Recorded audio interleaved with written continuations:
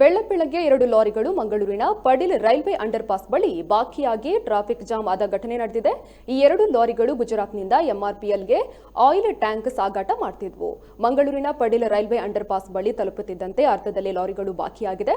ಈ ಹಿನ್ನೆಲೆಯಲ್ಲಿ traffic jam ಆಗಿದ್ದು ವಾಹನ ಸವಾರರು ಪರದಾಡುವಂತಾಗಿತ್ತು. ಇದೀಗ ಲಾರಿಯನ್ನ ತೆರವು ಮಾಡುವ ಕಾರ್ಯಾಚರಣೆ ನಡೀತಾ ಇದೆ.